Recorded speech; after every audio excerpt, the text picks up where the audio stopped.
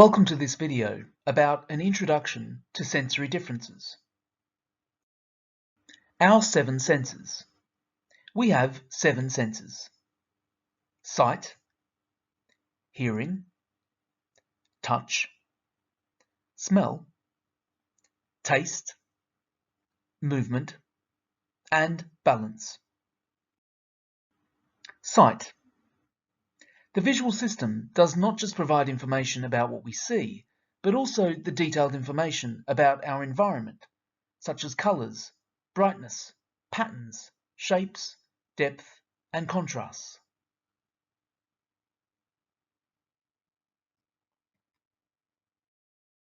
Hearing. The auditory system does not just help a person to hear sounds, but also provides information about whether a sound is important and should be attended to, for example, a fire alarm, or whether it can be ignored, for example, the sound of a lawnmower outside. It provides information about how far away the sound is, where it comes from, and whether it is a new or familiar sound. Touch. The tactile system provides information about textures of everything around us, for example, the differences between textures and whether it is wet or dry. It helps us to plan what to wear according to the temperature outside and inside a room. It helps us to stop and change when we feel pressure and/or pain. The tactile system is the largest sensory system, and it plays a vital role in human behaviour, both physical and mental. Smell. The smell system provides information about the odours around us. It is strongly linked to emotions and memory, which means it can trigger unexpected trauma reactions. Taste. The taste system provides information about flavours, textures, and temperature. It also helps us to discriminate between sweet, salty, bitter, and sour. Movement. This system is situated in the muscles, tendons, ligaments, and joint receptors. It tells us where our body is in relation to objects in our environment and in relation to ourselves. It also provides information about and controls the amount of force we use when we pick up, hold, squeeze, and throw objects. Balance. This system is situated in the inner ear and provides information about our balance, coordination of movements, head position, maintaining a stable visual field, and contributes to our sense of body position in space, where we are in relation to other objects and people, bilateral coordination, the speed at which we're moving, as well as posture and muscle tone. Innate sense, interoception. The interoceptive system relates to our ability to feel what is happening inside our body. The receptors for this system are located in the organs, muscle, and skin. It provides information about internal regulation, for example, when we feel thirsty, hungry, and full, regulating body temperature, heart and breathing rates, social touch, muscle tension, itching, and regulating sleep. The body is programmed to prepare the body a fright, flight, freeze, or fight response. An example of this is the urge to act in anticipation of nervousness. A person will feel a sensation of shaky muscles, a faster beating heart, upset stomach, or a tight chest. The body will understand this sensation and interpret it as feeling nervous, even though the mind may or may not completely comprehend this. Then an action will follow, either automatically, where the body stretches and breathes deeper, for example. Interoception. This diagram displays the process of interoception.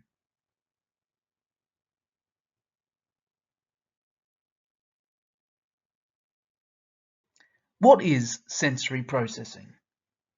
Sensory processing refers to how we use the information received by all of the senses within our body and from our environments.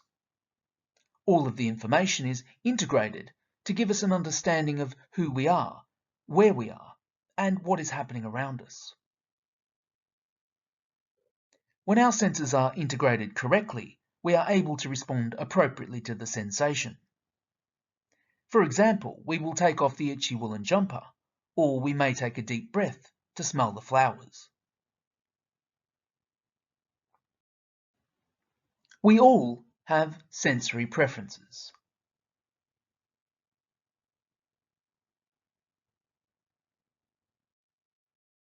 Sensory differences leading to difficulties.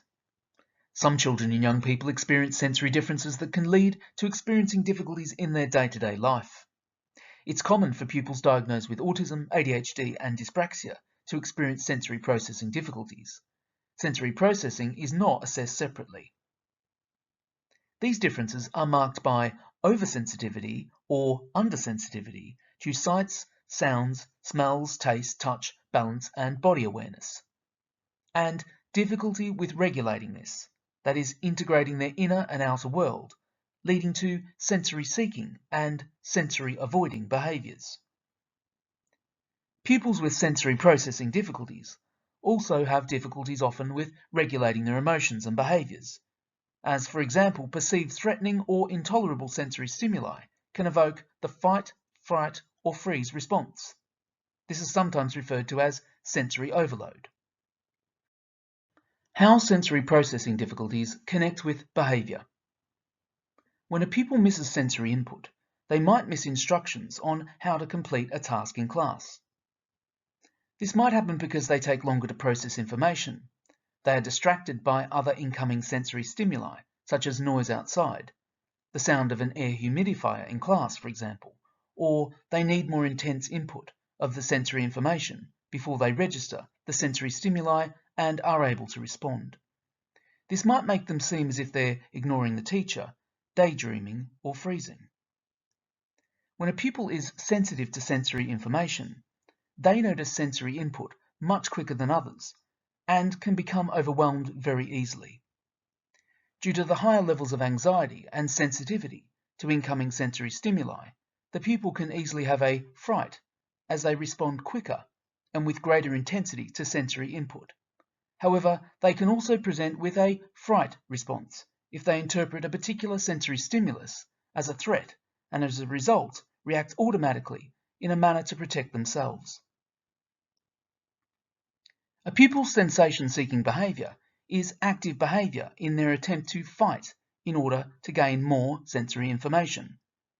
Unfortunately, this behaviour can negatively impact the pupil and those around them, as it distracts the pupils around them and gets themselves in trouble. A pupil's ability to communicate is impacted by their regulation. For example, a pupil might have good communication skills, but when their sensory systems feel overwhelmed or they feel anxious for any other reason, they will begin to feel dysregulated, and their ability to communicate efficiently becomes compromised. Normal feelings of anger, confusion, and nervousness can also exacerbate sensory processing difficulties. Sensory supportive environments. Schools can generally reduce sensory overload by maintaining orderly, uncluttered classroom environments with designated areas for specific activities. Considering carefully the amount and types of visual stimuli on wall displays. This includes complicated prints and patterns. Ensuring that smells, for example paints, glue, staff members' very strong perfumes, etc., are kept to a minimum.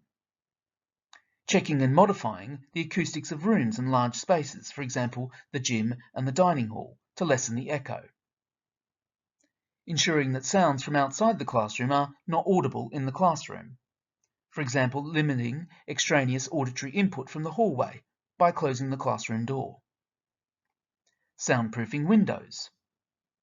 Regularly checking and changing fluorescent lights.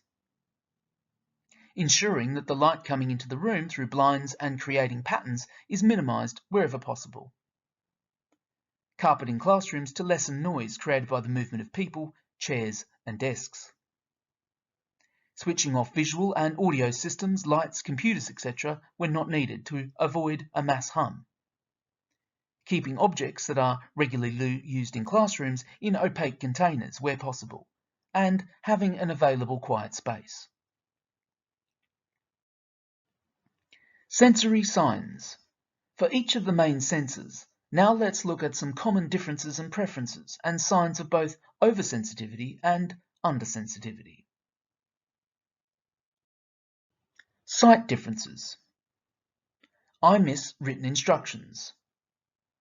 I struggle to keep myself organised. I'm bothered by bright overhead lights or sunlight in the classroom. I enjoy being in places that are visually busy. I find it difficult to make eye contact. I struggle to understand what someone is feeling just by looking at their face. I become frustrated when I read because letters move around or blur. I am bothered and get distracted when there is movement or reflections of lights near me. And I can easily recognise patterns in things. Sight examples of oversensitive and undersensitive experiences. Examples of oversensitive experiences include distorted vision occurs, objects and bright lights can jump around. Fragmentation of images as a consequence of too many sources of visual stimuli. Focusing on particular details can be more pleasurable than looking at something as a whole. And distracted by certain lighting. Examples of undersensitive experiences include that they may see things darker, lose features and lines, may concentrate on peripheral vision, as central vision is blurred. Conversely, may say that a main object is magnified and things on the periphery are blurred. Poor depth perceptions, problems with catching or throwing, and flapping near eyes. Hearing differences. I like to do things the same way. I miss verbal instructions. I work better when I listen to music. I get distracted by sounds in my environment. I am bothered by the noise levels in assemblies, break times and lunch times. I easily get a fright at loud and unexpected noises. And I struggle to keep a conversation going. Hearing examples of oversensitive and undersensitive experiences. Examples of oversensitive experiences. Volume of noise can be magnified and surrounding sounds distorted and muddled. Inability to cut out particular sounds, difficulties concentrating. May have a lower hearing threshold, which makes an individual particularly sensitive to auditory stimuli, hearing conversations in the distance. Fingers in ears. May not acknowledge particular sounds. Enjoys crowded, noisy places. Bangs doors and objects. And makes own noise, for example, humming. Examples of undersensitive experiences. May not acknowledge particular sounds. Enjoys crowded, noisy places. Bangs doors and objects. And makes own noise, for example, humming. Touch differences. I am bothered by certain textures of clothing or materials. I don't like some types of objects. I'm sensitive to the temperature. I don't notice when my hands or face are dirty. I fidget with objects, for example pencils and paper clips. I dislike it when people touch me unexpectedly. I like being alone. I am unaware of temperature or pain. Touch examples of oversensitive and undersensitive experiences. Examples of oversensitive experiences. Touch can be painful and uncomfortable, and some children may withdraw from aspects of touch having an effect on relationships. Only tolerates certain materials for clothing. And a dislike of having anything on their hands or feet. Examples of undersensitive experiences. Holds others tightly. Has a high pain threshold. Enjoys heavy objects on the top of them. Prefers tight clothing. And self-harming. Smell and taste differences. I enjoy talking and find it difficult to let others speak. I am bothered by smells that others don't notice. I prefer to eat the same foods. I particularly like crunchy or chewy foods. I am bothered by and avoid certain food textures. And I don't enjoy social situations and find social gatherings difficult. Smell and taste examples of oversensitive and undersensitive experiences. Examples of oversensitive experiences. Aversion to particular smells. Smells can be intensified and overpowering. Toileting problems. Dislike of individuals with distinctive perfumes or shampoos. Some flavours and foods are too strong and overpowering. Certain textures also cause discomfort. Some children will only eat smooth foods such as mashed potatoes or ice cream. Only eats bland foods. Examples of undersensitive experiences. Smells objects. May have no sense of smell and fail to notice extreme odours. May lick objects. Preference for strong flavours like very spicy foods. And eats everything, for example grass, soil, materials. This is known as pica. Movement differences. I'm clumsy and tend to bump into or drop things. I like chewing on objects. I don't like physical activities. I struggle to catch a ball. I feel physically tired. I move chairs roughly or open and close doors too hard. I don't enjoy team sports. I find it difficult to imagine what it would be like to be somebody else.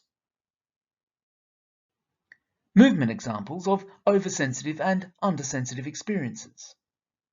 Examples of oversensitive experiences. Dislikes close proximity of others, has difficulty with fine motor skills and manipulating small objects, and moves whole body to look at objects. Examples of undersensitive experiences. Proximity, stands too close to others, not knowing about personal space etiquette. Little awareness of hunger, pain, cold, and needing the toilet. Difficulties with navigating rooms and avoiding objects, bumping into things. Poor muscle tone.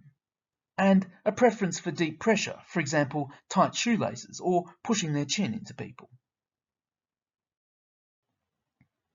Balance differences. I become dizzy easily and often lose my balance. I like to move as much as possible and seek opportunities to do this. I struggle to keep still and need to rock or fidget. I have a fear of heights, lifts, and escalators. I get lost easily. I feel anxious in new situations. Balance examples of oversensitive and undersensitive experiences. Examples of oversensitive experiences. Dislikes playground equipment, swing, slide, etc. Difficulties in activities which include movement. And difficulties in stopping quickly or during an activity. Examples of undersensitive experiences. A need for rocking, spinning, and swinging. Seeks opportunities for movement. And constantly fidgeting. Completing a sensory profile for a pupil. If a pupil appears to be presenting with some of these types of differences and difficulties, it can be helpful to complete some initial sensory screening through the use of sensory processing checklists. A sensory profile can be completed for the pupil, listing some strategies to address the presenting over and under sensitivities. Let's now consider some strategies that can be helpful in and around the classroom. Common reasonable adjustments for individual pupils in and around lessons.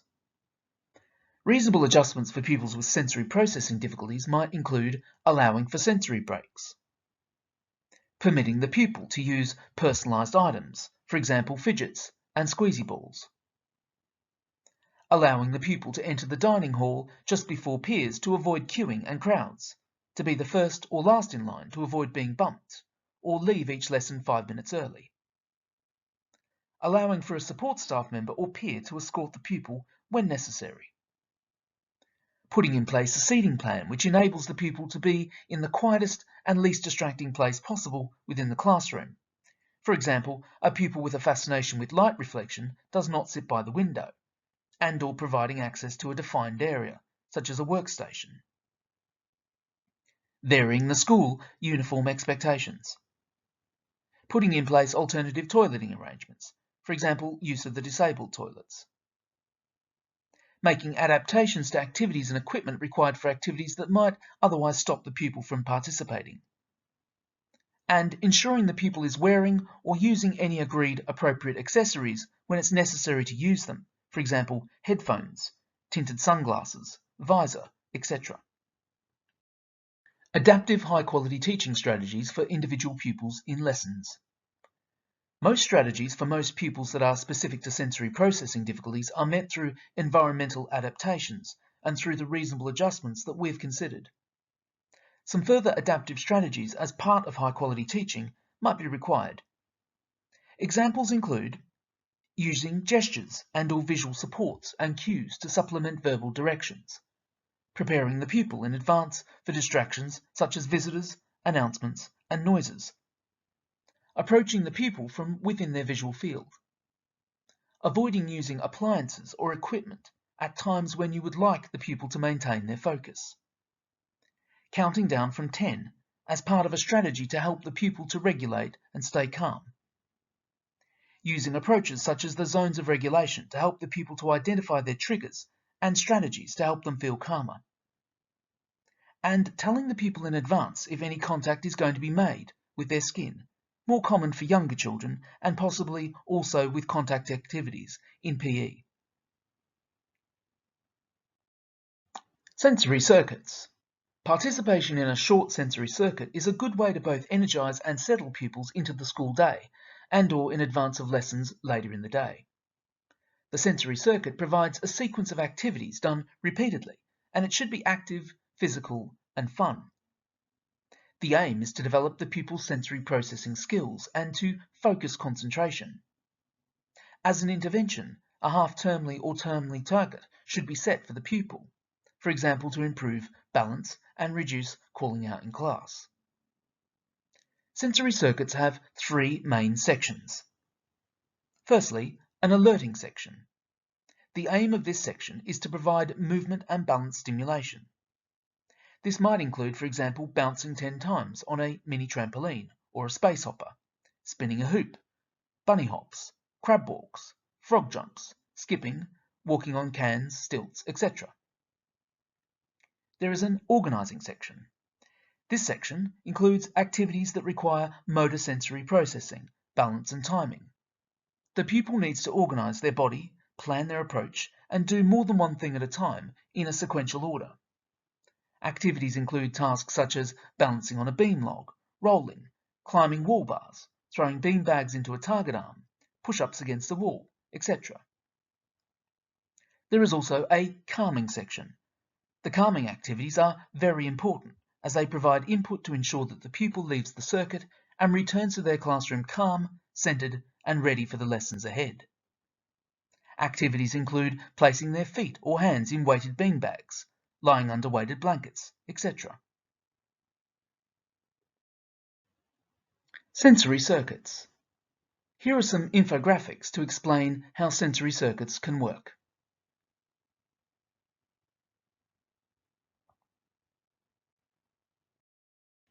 Sensory diet program. Throughout the curriculum, for example PE, reasonable adjustments, for example movement breaks, and sometimes across other SEN interventions, for example the use of sensory rooms, it's possible to transfer and embed activities and techniques used within the sensory circuits. This can be considered part of the pupil's wider program of sensory processing activities, sometimes known as their sensory diet.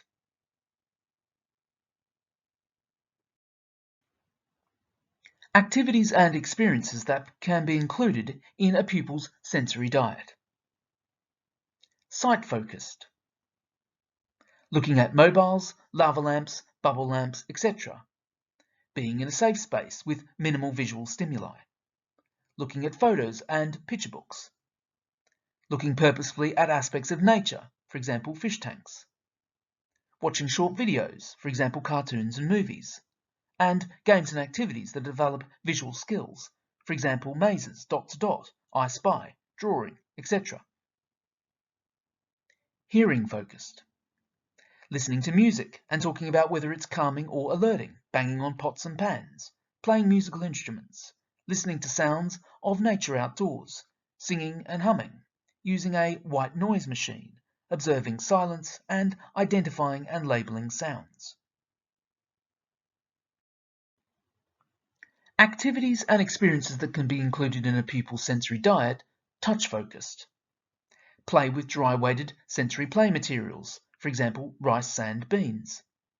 Therapy brushing, joint compressions, water play, deep pressure into the palm of the hand such as firm clapping or high fives, experimenting with wearing certain fabrics, exploring various textures of different items, log rolling, using finger paint, using foamy soap and shaving cream, patting a dog, cat or another animal, mixing cookie dough and cake batter, climbing under sofa cushions, playing in a sandbox, using Play-Doh, putty and clay, helping with gardening, and playing with balls and stuffed toys that have a vibration function.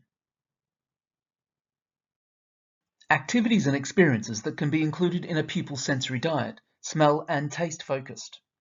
Experiment with essential oils and scented candles. Smell flowers, sniff spices and herbs. Blindfold smelling game to explore tastes such as sweet, salty, sour, spicy, bitter, etc. and explore textures such as crunchy, creamy, chewy and lumpy. Eat frozen, cool and warm foods, and blow bubbles. And activities and experiences that can be included in a pupil's sensory diet that are movement focused.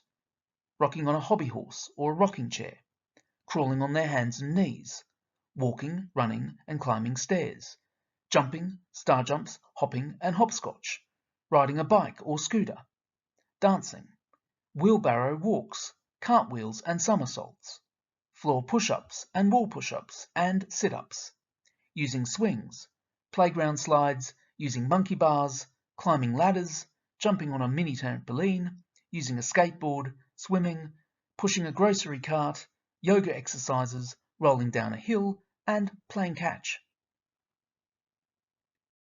This is the end of this video. You can view more videos on this channel in the About series.